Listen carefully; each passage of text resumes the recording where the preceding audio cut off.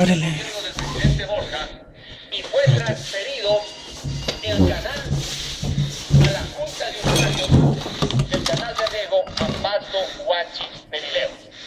¿Cómo los 15.000 regantes utilizan el agua?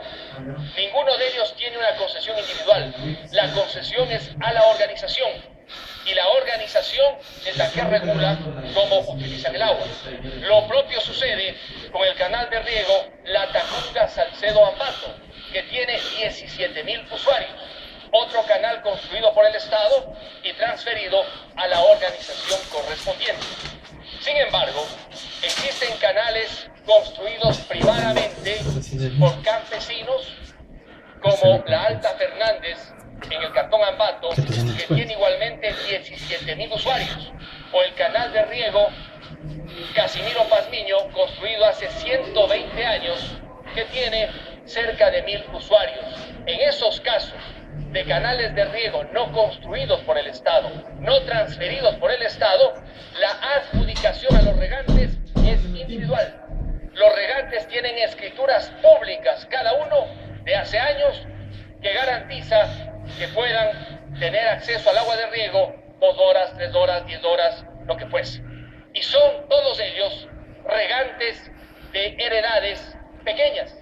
En muchos casos ni siquiera pasan de la media hectárea, minifundistas, porque allá no existen grandes extensiones de tierra. Me preocupa a mí muchísimo que tal como están redactadas las disposiciones generales, van a quedar en el limbo aquellas escrituras públicas que tienen los regantes que cuentan con ese título individual que ha generado derechos subjetivos y que de producirse sobre la base de esta ley la cancelación o la obligatoriedad de que canjeen el título, ellos puedan demandar judicialmente con sobrada razón por violación a sus derechos subjetivos. Yo quiero pedirle al presidente de la comisión, con quien algo hablé de este tema, que en las disposiciones generales exista suficiente claridad, porque no es un tema sencillo decir a pequeños campesinos, bueno, se quedaron ustedes sin el derecho a utilizar el agua y si quieren utilizarlo van a tener que canjear sus escrituras públicas por unos certificados. Eso va a generar malestar. Históricamente, los mayores juicios ocurridos a fines del siglo XIX y principios del siglo XX ocurrieron en la provincia de Tungurahua, por el agua. La provincia de Tungurahua es la más crítica, señora presidenta, en el tema del agua de riego, por una sencilla razón, porque allá el peso del sector indígena es mínimo, es mínimo.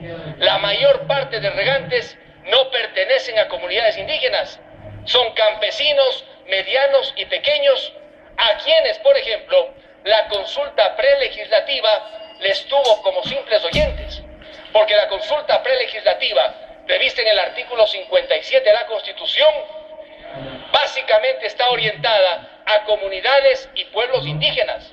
Y con razón, esta mañana y tarde se han presentado los máximos dirigentes de la CONAIE y otras organizaciones, porque para ellos sí tuvo efectos directos la consulta prelegislativa, pero no para los demás.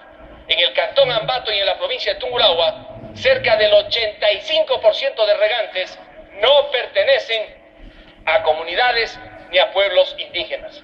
Por lo tanto, la situación es distinta.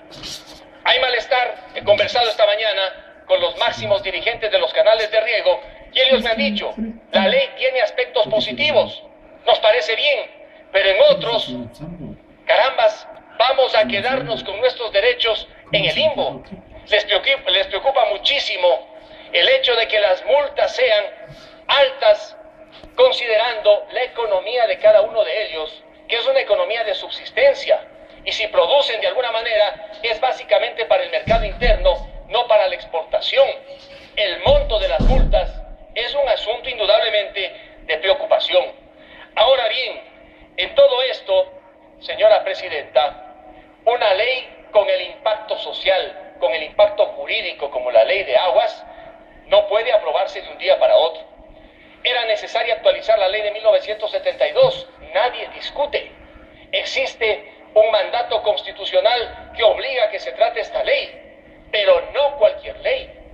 Esta ley salir con una orientación, digamos, que básicamente satisface las inquietudes del sector indígena y de las comunidades gracias a la consulta prelegislativa.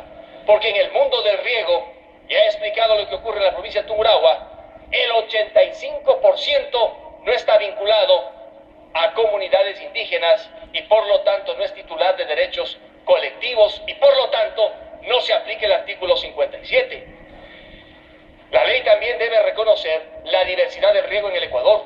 Una cosa es regar en la costa ecuatoriana, en planicies, y otra muy distinta en gradientes. Los problemas históricos que se han dado en aquellos lugares donde hay gradiente es la lucha entre quienes viven junto a las fuentes de agua y quienes están abajo.